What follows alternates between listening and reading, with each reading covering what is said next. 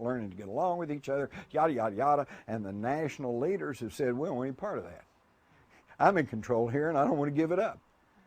And that seems to be the problem. And that may indeed be the reason for these abductions, because they have given up on trying to contact national leaders, and now they're just making individual contact with ordinary people. And slowly, if you all think back, say 15, 20 years ago, if you talked about, if I stood up here and mentioned an alien abduction, y'all would just run me out of the room. It's like, well, you're just a crazy man.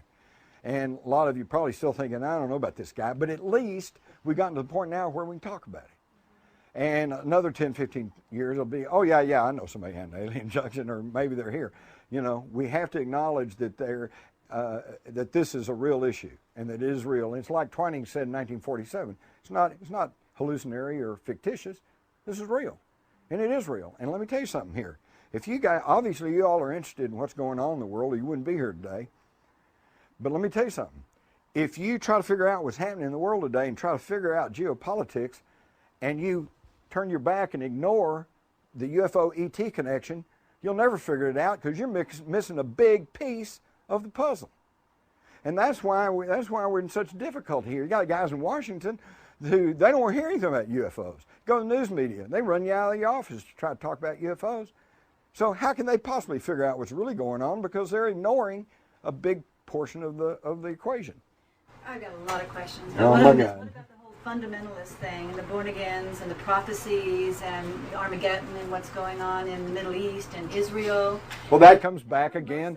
Well, okay. The fundamentalists.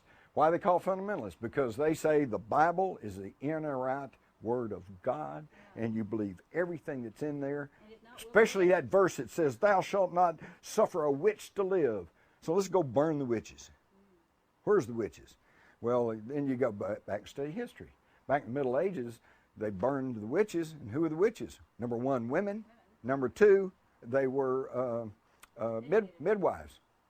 Midwives, okay? If you were a midwife, you were pretty much suspected of being a witch, okay? Then they go back again, but is the Bible the inerrant Word of God?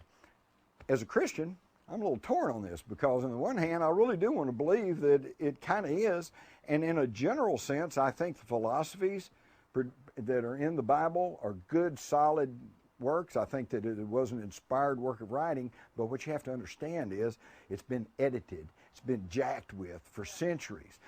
Another thing I found in studying the ancient Sumerian tablets, they tell you all about the flood, okay? They tell you all about the flood. God came to this guy and said, hey, build an ark. Use pitch and bitumen to seal it, and put all the seed of every living thing in it. And the ark, the flood came, and the ark rode it out for 40 days and 40 nights, and ended up on Mount Ararat. Exact same story you see in the Bible, except in their tablets, the guy's name wasn't Noah, is Upnarpishtim. And this was 4,000 years before the Bible was written. Okay, so the Bible may be the Word of God. It may be full of truths, but it is an amalgamation of history and stories and Sumerian history and things that have been passed along word of mouth. You know, most people don't realize that the Bible was not written down as a written document up to within 300 years of the time of Christ. Okay? That's how recent all that is. Before that, it was word of mouth.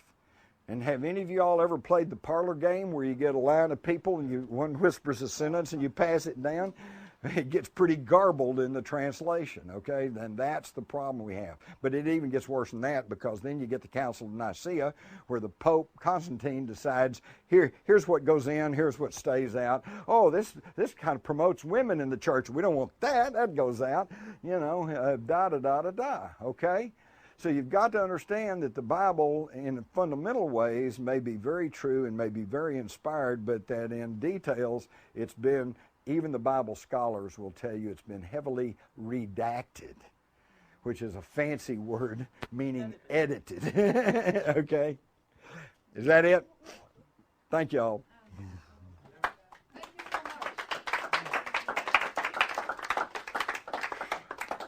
Thanks a lot, Jim. And,